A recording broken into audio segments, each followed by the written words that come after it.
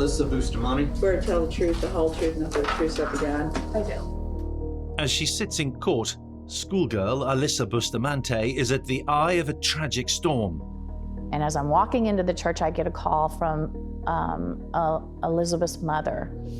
And she's asking about her daughter. And I said, well, I've not seen her. I don't know anything about it. Hours pass, still no sign of Elizabeth.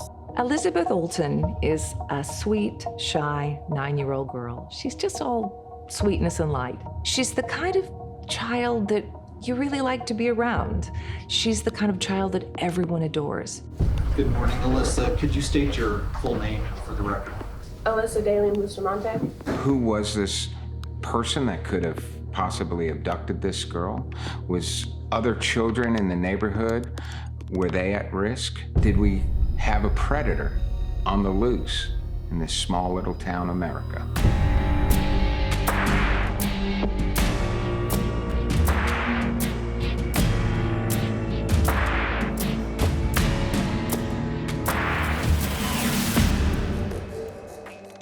What made Alyssa Bustamante the teenage killer she became?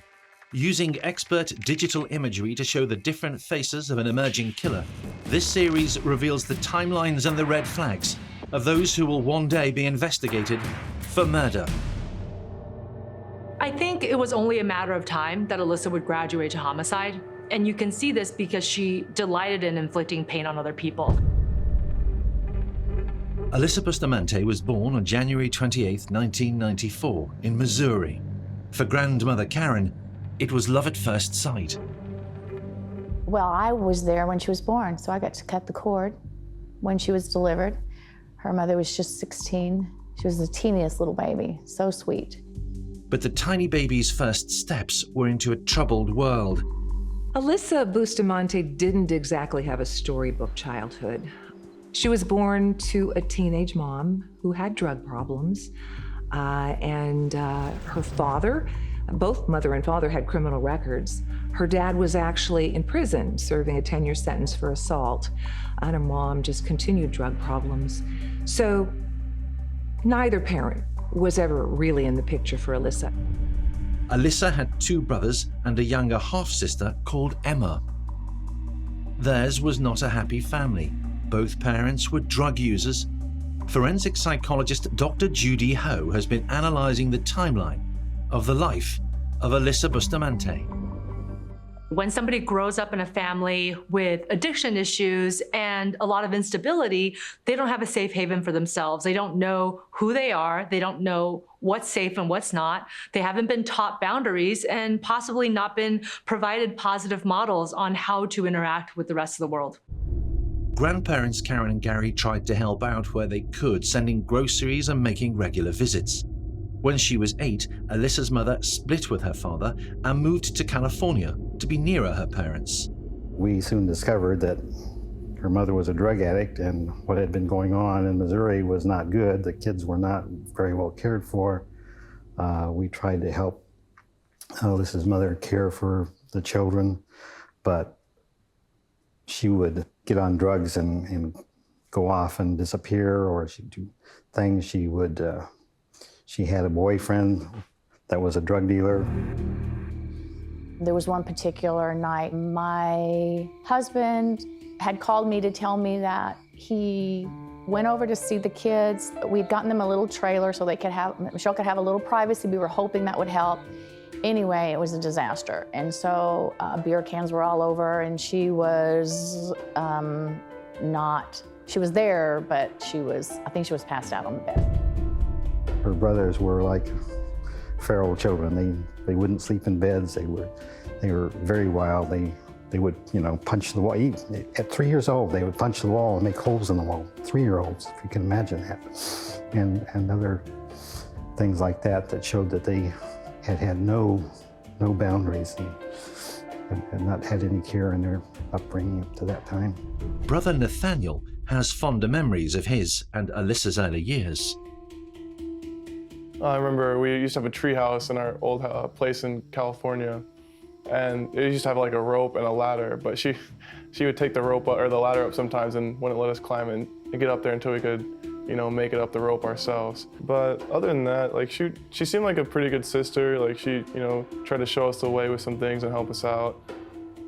And, you know, I never really, you know, thought anything bad of her. We had about a year when things were, we were trying to hope that the parents were going to get this together and raise their children. And when we realized it wasn't going to happen. Drugs had taken the parents away from Alyssa Bustamante and her brothers. When somebody grows up in a family with addiction issues and a lot of instability, they don't have a safe haven for themselves. They don't know who they are. They don't know what's safe and what's not. They haven't been taught boundaries and possibly not been provided positive models on how to interact with the rest of the world. In 2001, the loving grandparents knew it was time for an intervention. The sheriff's department there advised us to get custody of the children, and that's when we did, and that was right about the time Alyssa turned 8, and her brothers were still 3. I really didn't want to take these children away from their parents, but we did. We had to.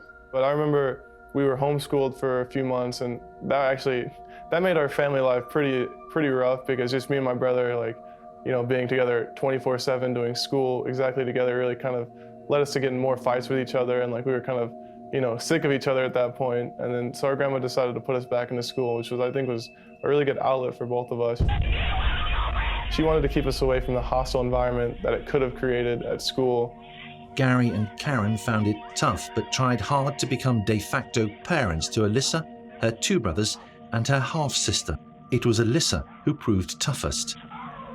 We would be out like at a store, and she would just go down on the ground. Now, bear in mind, she was 8 years old at this time.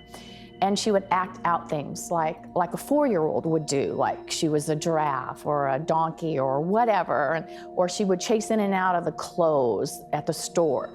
And of course, people that are around at that time are looking at me like, aren't you gonna do something about this? She would never talk about what was, I guess, what you'd call her core issues, because we know that she had experienced some bad things before she was 7, before we got her, and that she would never talk about it. In fact, because of that background, she thought all adults were her enemy and therefore couldn't be confided in. On the one hand, being rescued by other family members might feel very good, but on the other hand, there could be feelings of abandonment, that somehow your parents don't actually really truly care about you, and that's why you were sent to live with your grandparents. And there's going to be a lot of rebelling involved, you know, not understanding exactly why you're in the situation that you are now and why you've been taken away from your parents. And children are very much focused on the reasons for why bad things happen to them. And as children, they're very self-centered in that they always believe that they're the reason. And so it's very possible that Alyssa basically bought into her own narrative that, well, I'm basically already a bad child anyway, and I might as well behave like I'm a bad person. Karen took Alyssa's bad behavior badly. She began having panic attacks, so the couple decided to move the family from California to St. Martin's, Missouri, and to work a low-level farm caring for horses, an easier life perhaps. Soon after, Elizabeth's estranged mother visited the farm. That didn't help. I think it was just the abandonment hitting her one more time. She really thought this time her mother was going to get it together, and she abandoned her one more time. She was in her bedroom in bed, and she had the covers over her head, and I could hear her crying. Went in and I lowered the covers, and we cried together. And for Alyssa, it's her mother, and she loves her, and she's left her again. And I think that in her mind, it was hopeless, that she wasn't gonna come back, she wasn't gonna get her life together, and she finally had to face that. Her mother wasn't coming back. And I guess she decided that it was more than she could handle. Shortly after, Alyssa attempted suicide with an overdose of the painkiller Tylenol. We called the paramedics. They came, and in this particular case, she was a very fortunate girl. They were able to give her the medicine to counter any major organ damage, which is what happens with Tylenol. That's why they don't usually make it, especially when she took the whole bottle. Despite her age at just 12, it was felt Alyssa needed pharmaceutical help. And that's when we started our time with counselors here. And that's when they first started putting her on Prozac. She went on 20 milligrams at that time when she was 12, between 12 and 13. She became very depressed. She would be so depressed that she didn't want to get out of bed, and the fact that she had to go to school was something that's like not worth getting out of bed for. But then she would have other times when she was very alert and active and so on. And once we tried to get help for her, she was diagnosed as being bipolar. And that's sort of explained her behavior in a lot of ways, that she was down and up and so on. After a suicide attempt, I was hospitalized and put on medication and was in intensive outpatient care with Pathways. Prozac is one of the most commonly utilized medications, even for teenagers. And generally it's used very effectively and very safely, although there have been black box warnings about Prozac in the past that it might provoke suicidal ideation in people who are already depressed. But very, very rarely do we ever hear that Prozac could actually instigate violent, degrading behavior. And that, in combination with the fact that Alyssa clearly had these roots in her behavior at a much younger age before she was even on medication, makes me doubt that Prozac is what's to blame here. Karen also discovered that around this time, Alyssa had started self-harming. She probably had 100 cuts on each arm, just with a knife, and hundreds of cuts. And then she had carved in her arm pain and hate, because sometimes pain was the only thing that helped her to break through her emotional walls that she has. The disaster that would visit Alyssa's new hometown of St. Martin's began on October 21st, 2009. A neighbor calls Karen. Her 9-year-old daughter, Elizabeth Olten, hasn't come home. I'm walking into the church, I get a call from Elizabeth's mother, and she's asking about her daughter, and I said, well, I've not seen her, I don't know anything about it. She said, well, she was with Alyssa, and now I can't find her, and it's dark, and she never out at night. Where was Elizabeth Olten, and what part in her disappearance had Alyssa Bustamante played?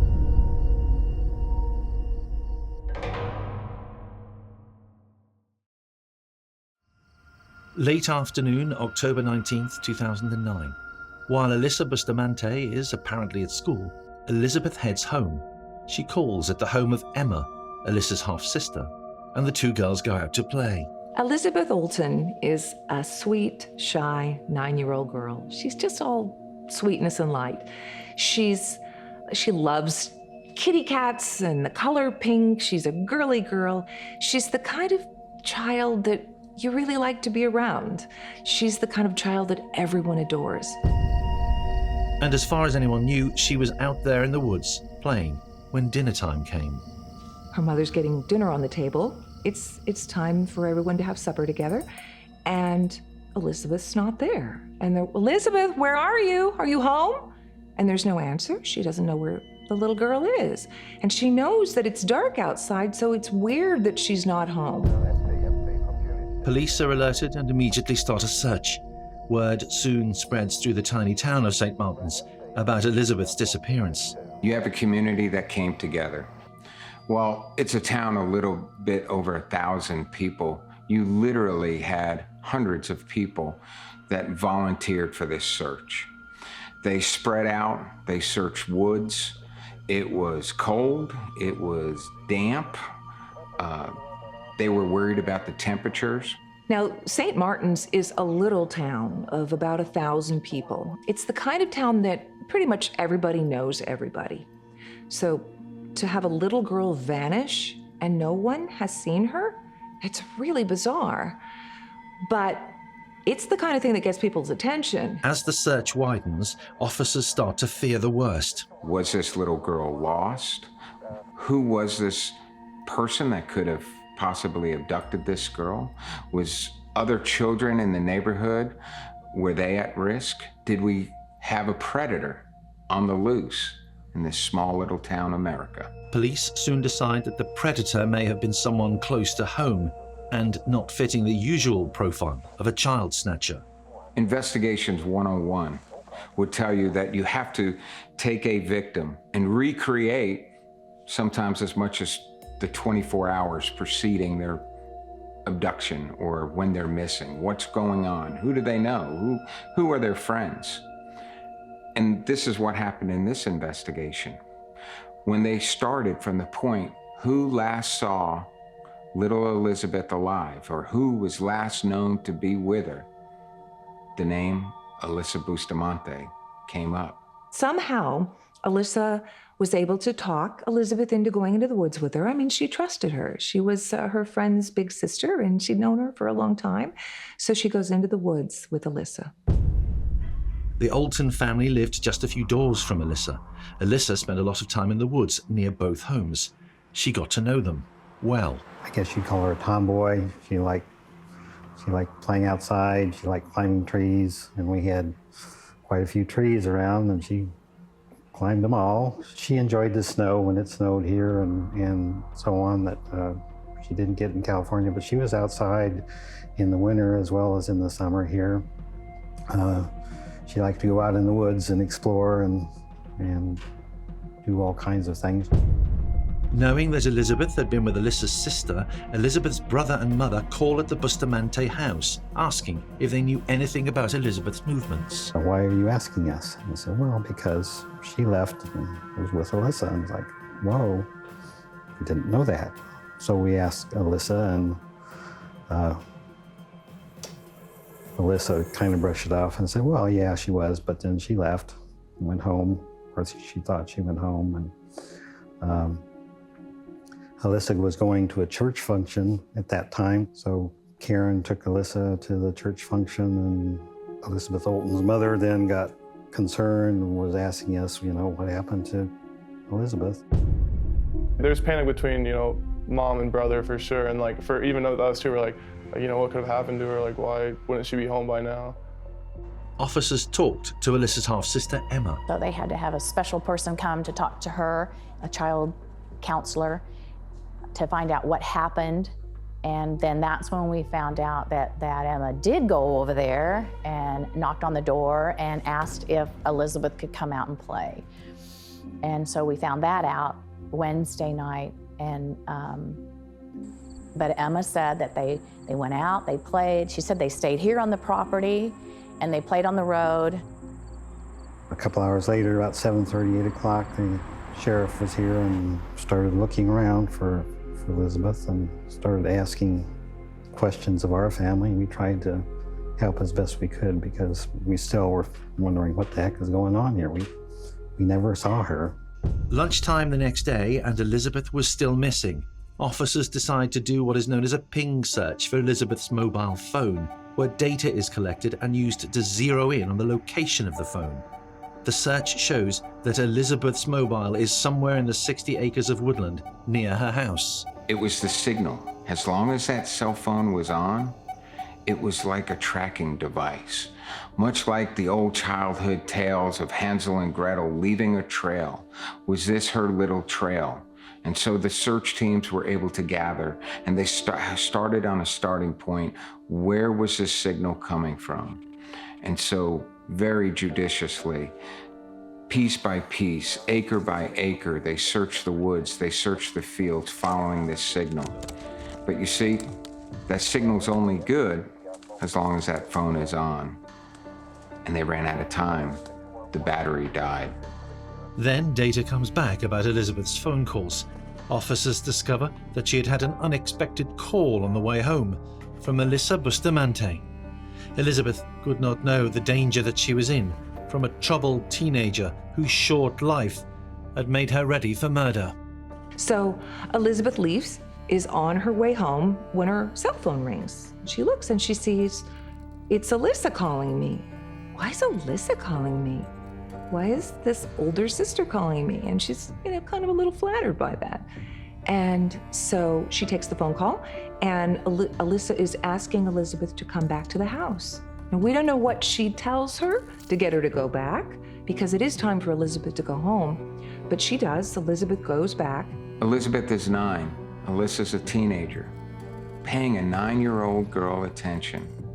Elizabeth wants to please Alyssa, and all Alyssa has to do is call her over.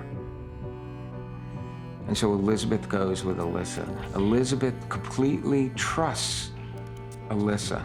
Officers discover from her family that Alyssa hadn't made it to school that day. Called the woman that drives her to school, and she said, well, yeah, I dropped her off at the school. Well, she never got to the school. And so I went up to the school, we couldn't find her, and then I guess a little bit later, she got on the bus and came home. But what she was doing instead of school was macabre. You get a day off, what are you gonna do? Most kids probably hang out with your friends, go to the movies, maybe hang out at the mall. Not Alyssa. Instead, Alyssa takes a shovel and she goes into the woods near her home, and she digs. And she digs, and she digs.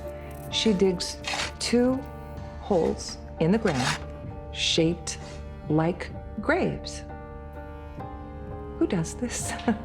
Officers decide to search Alyssa's bedroom. They were focusing upstairs on Alyssa's room. And I mean, looking back, I don't know why I didn't catch something, but we really didn't. I didn't catch a thing. But they were taking pictures, and that's probably when they found her diary, but they didn't say anything. They take Alyssa's diary away to be further examined. They also start to look at Alyssa's social media accounts. Alyssa was really active online. She spent a lot of time posting. Her Facebook page, you'd see pictures of her selfies with her lipstick, red lipstick, just smeared across her face to make it look like blood. Dramatic black kabuki style makeup.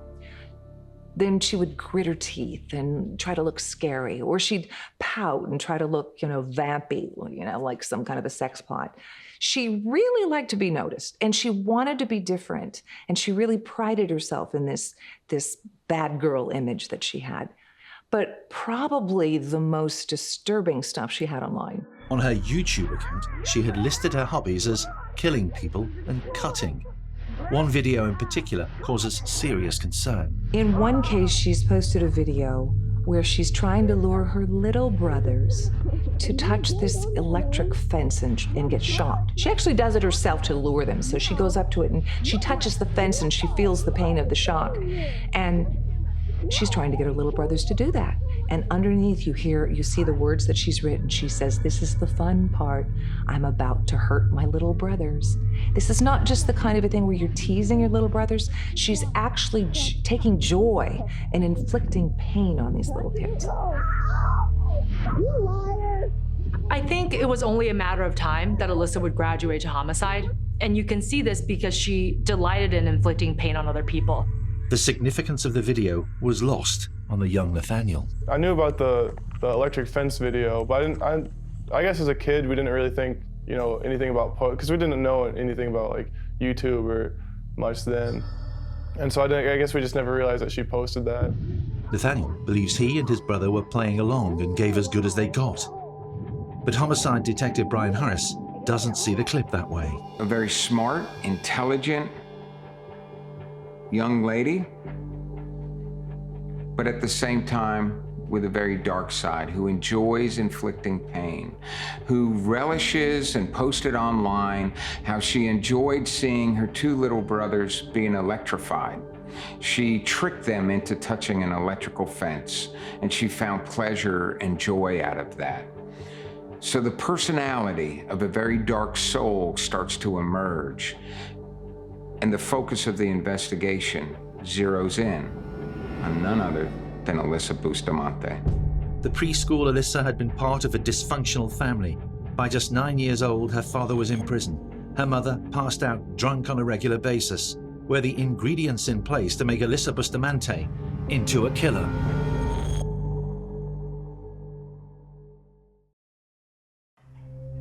With the phone call established from Alyssa to Elizabeth, sightings of the two together, and her absence from school that day, Alyssa is now officially a person of interest to the investigation.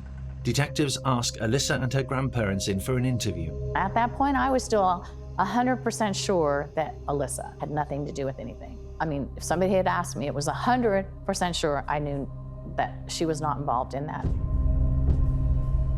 Alyssa and I went in and we were being questioned by the sergeant, as well as they had a juvenile officer there that was asking questions about the incident, about what she was doing, where did you go, and what happened, and I for about the first 20 minutes, I still was in the dark. So finally, he started asking her more pointed questions and pretty much putting things. I remember thinking, wow, why is he saying this stuff? And he made a comment about how, I know you did this because you wanted to do this, and I know you wanted to know what it felt like. The officer produces the diary that was confiscated from Alyssa's room. Told her that they had found her diary in which she mentions what she had done. Detectives confront Alyssa Bustamante with pages which show hastily scored out lines, but 2 words can be seen: slit and throat. The day after she kills Elizabeth, she's writing in her journal, and she writes, "I just effing killed someone. I slit their throat, stabbed them, and watched them die. Oh my gosh. It made me so nervous at first, but once you get over that, oh my God, I can't believe I'm doing this, it actually becomes really enjoyable. I can't believe it. It was amazing. Okay, gotta go to church now, LOL." That's what she wrote. Alyssa Bustamante began to reveal the truth. It had been an accident, she told detectives. Elizabeth had fallen in the woods and banged her head. We will find the body, one tells her. Will we find her throat has been cut? Yes, says Alyssa. Her grandmother all but collapsed. That's when I realized, oh my gosh. And I just had a breakdown right there in the middle of this whole situation. And I turned just to get out. I couldn't breathe, I couldn't focus, I couldn't function. And what should have happened is it should have stopped right there because I had to leave. I was not cognitive at that point, but it didn't stop. They let me out and they continued to talk to her, interrogate her, whatever word you want to use. Alyssa agreed to take officers into the woods where she had been on the day of the disappearance, digging 2 grave-sized holes. Buried in one of the makeshift graves, officers find the body of 9-year-old Elizabeth Olten. Detectives then get the complete picture of what Alyssa had done. She brings Elizabeth to an isolated area. God only knows what was going through Elizabeth's mind at first, but then suddenly, a hit, a punch, a slap, punch after punch. Basically, Alyssa delighted in playing God. And you can understand this when you know more about the method of killing that she chose. Elizabeth, she must have screamed out. Now she's making noise. She chose extremely close-up, messy methods. Again, very atypical for a female, and even more atypical for a young female like Alyssa was, because she was just a teenager. How do you stop somebody from screaming after being beat and beat? You choke them. The most personal way somebody can kill somebody is by strangulation. It's up close, it's personal. And the fact that she didn't do it at a distance, she didn't use poison, the types of things that we know female murderers to use, but in fact she used a knife, and then she strangled them on top of using the knife. And you're squeezing the life out of somebody, and her hands are around little Elizabeth's neck. And Elizabeth, I can only imagine, is fighting for her life. And then not only does Alyssa strangle Elizabeth, it's not good enough for her. She wants to see and step back and take a look at her work. And she takes out a knife and slashes poor Elizabeth's body. And then to make sure that the job is complete on this lifeless body, she takes the knife and slices her from ear to ear. That is indicative that Alyssa was probably going to graduate to this point at some point during her life. She then went home, wrote up her crime in the diary, and referred to the fact that she was now headed for church. Alyssa is somebody that is very good at compartmentalization. On the one hand, she can play the role of a good girl going to church and follow general rules of the household so that she didn't get kicked out by her grandparents, who definitely seemed like they were trying to instill good values in her. But on the other hand, she had this whole other side. Not that she was trying to hide that side even, it's just the idea that somebody like Alyssa, it didn't really feel like cognitive dissonance for her. For another human being that doesn't have the ideas and mindset of Alyssa, this would greatly disturb them to be, this horrible person who's violent on the one hand and then going to church and singing in the choir, for example, on the other. But for Alyssa, it didn't really bother her. And that shows us that she is not somebody who really has a strong sense of identity. Alyssa Bustamante is charged with the murder of Elizabeth Olten. Despite her confession, Alyssa enters a plea of not guilty. How do you plead not guilty when you have just told police you killed this little girl, and then you've actually brought them to the grave where you've dumped her body? The stress of being in custody causes Alyssa to fall into self-destructive habits. As she's being held in jail, awaiting her trial, she starts her old tricks again. She starts cutting. She doesn't have any real tools to do it with, but she uses her fingernails, and she starts to harm herself by cutting.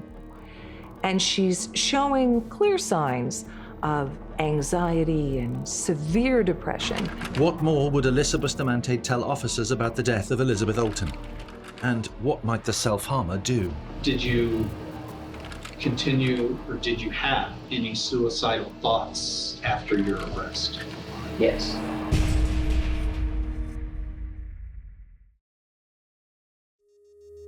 Alyssa Bustamante is put on suicide watch and given emergency psychiatric help. There were still ways Alyssa could avoid a life sentence for the murder of Elizabeth Olten. 15 at the time of the offence, Alyssa was still legally a minor. Despite that, her judge decided to hear her case as an adult. So there's already been a judge that has declared that Alyssa Bustamante, although 15, very well knew the consequences of her actions, and therefore she was tried as an adult. It was time to put the case of the death of 9-year-old Elizabeth Olten to the people of Missouri. They had to decide if Alyssa Bustamante was mad or bad, ruined by a terrible life, or simply made for murder. She took the decision from their hands. So much evidence against Alyssa, and she's pled not guilty. But the night before the trial, she changes her mind, and she enters a plea of guilty. And in an open court, it's the first time that Alyssa has ever showed any emotion. And she weeps, and she cries. Why does she plead guilty? Because she gets a reduced sentence. Her charge now goes from first-degree murder to second-degree murder. So is Alyssa pleading guilty because she wants to take responsibility for it? Or is Alyssa pleading guilty because it's about Alyssa? She's pleading guilty because she doesn't want to go to prison for the rest of her life. And if she can get a reduced charge, she won't have to. It's always all about Alyssa. It's never about Elizabeth. Alyssa's hearing began on January 30th, 2012. She pleaded guilty to second-degree murder and armed criminal action. As part of a plea deal, she had to describe to the court just what she had done to Elizabeth. The courtroom is packed with people. Everyone has been watching this case. And they know what Alyssa's been charged with. They know what she did. But this is the first time they're going to hear Alyssa actually say out loud what it is that she did. And as she starts talking about what she did, how she lures this sweet little girl into the woods, how she beats her brutally, and how she slices her throat, there's like a gasp over the courtroom. It is literally breathtaking. They cannot believe this 15-year-old girl, what she is saying she did. It's coming to life in their eyes. Just the horror of it all. And Alyssa is as calm as a cucumber. The reaction in the courtroom is pure shock and silence until one lone voice is heard. And that voice, in anger and frustration out of this plea deal, cries out, and declares that Alyssa Bustamante should spend as much time in prison as Elizabeth has to for eternity. Alyssa's defense began by focusing on her troubled background. If I'm a defense attorney having to defend somebody like Alyssa Bustamante, clearly, easily, I'm gonna focus in on her childhood. Her dad's been in prison. Her mom was addicted to drugs. She lived with her grandparents. Her grandparents clearly incapable of raising this emotionally disturbed child. I would really focus in on Alyssa's mental capabilities. The defense case was simple. How could a child for whom no one took responsibility in her early years be held responsible for murder? When you look at children who've grown up with parents who are criminals themselves, and in fact, maybe the values of criminality have been rewarded in this family system, it's no wonder that Alyssa would grow up to basically start to dabble more and more in crimes as she became a child, a teenager, and so forth. And the reason is you haven't been given a template for acting any different. And children soak up knowledge like no other in their early years, because that's when you're really learning about the world and how it works. And seeing two parents who have been involved in crime makes you feel like maybe that's just the way the world works and that it is a natural path for you as well. They talk about how she's just severely depressed and psychologically damaged. She has borderline personality disorder, which is usually characterized by lack of impulse control for anger and outbursts and dark depression. This is a really disturbed little girl. This wasn't Alyssa who did this. Alyssa never would have done this if she had been in her right mind. The challenge for a defense attorney, if they're going to claim that their client is insane, is to show that at the time of the offense, their client did not know that what they were doing was wrong. Well, that gets totally blown up by the discovery by the detectives when they discover Alyssa's own journal. And it's her own words that totally destroys that defense. Because in her journal, she describes very nonchalantly how she killed somebody, how she strangled them, how she beat them, and ultimately slit their throat. One of those tasked with finding the body of Elizabeth spoke candidly to the jury. This Missouri State Highway Patrolman summed it up pretty simply. He said, she did it for the thrill. She did it because she wanted to know what it felt like to kill someone. Before being sentenced, Alyssa read a prepared statement to the court. I know words can never be enough, and they can never adequately describe how horribly I feel for all of this. If I could give my life to get her back, I would. I'm sorry, she said. The only time Alyssa showed any kind of emotion is after she got up and professed what a horrible thing she did. She sits down, and her own grandparents, the two constants in her life, the two people who tried to be the anchors for her and give her some kind of stability, get up from the courtroom and they leave. It's at that moment that Alyssa realizes she is truly alone. Now, she starts tearing, she starts to cry. We'll never know, were those tears for Elizabeth or were they tears for herself? Alyssa Bustamante was sentenced in 2009 to 30 years in prison for the murder charge without a chance of parole and a further 30 years for armed criminal action. In all, 60 years behind bars. Just a few weeks after Alyssa Bustamante's conviction, the US Supreme Court ruled that juveniles cannot face automatic life sentences without the possibility of parole. In 2015, Alyssa launched an appeal against her sentence. The now 20-year-old Alyssa claimed that she wouldn't have accepted her plea deal had she known that the High Court would remove mandatory sentences for juveniles with a murder conviction. Did they talk with you about the sentence you were subject to for first-degree murder? Yes, And what was that? life without parole. Did you understand that that was the only sentence you could get on first-degree murder? Yes.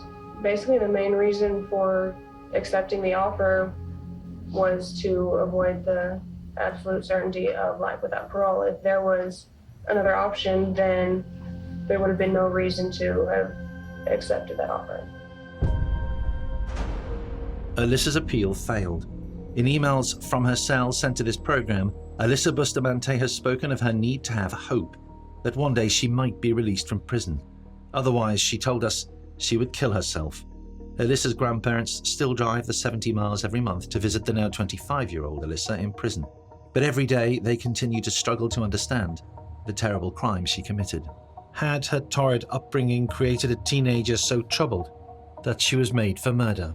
We're coming up on our 10 years, our 10-year anniversary, if you will. It took me almost 5, really, to put my life back together. It was very tough, very difficult for all of us.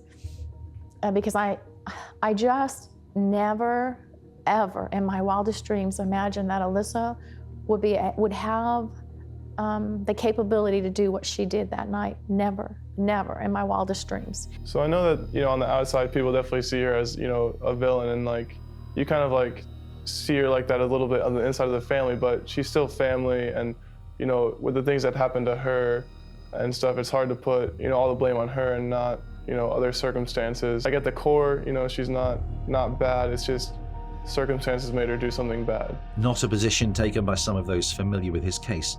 Dr. Judy Ho thinks Alyssa is one of those killers whose murderous work never ends. They get such a rush of adrenaline from their first kill that the next time they have to make it even more bloody and even more violent so they can have that same sense of power and dominance again. So if Alyssa wasn't caught, she would have very much likely killed again, and in even more horrific ways. And it was probably just a matter of time before she killed her own brothers, which many believe those 2 graves were actually originally designed for. With Alyssa and murder, she had her first taste of blood, true blood. No doubt in my mind she would have wanted it again and again, and think of new and different ways to inflict pain onto people. The seeds had been sown in the formative years of a girl whose father was in prison and whose mother had become addicted to drugs. Alyssa Bustamante had found some dark places, which meant she was made for murder. I don't think that Alyssa is somebody who has truly repented, and I think that if she was released, she will likely do something violent again, unless there has been some really strong efforts at rehabilitation.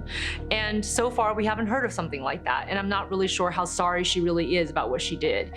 And if she's not sorry and she doesn't really feel like she's to blame, then there's no reason for her to change her ways.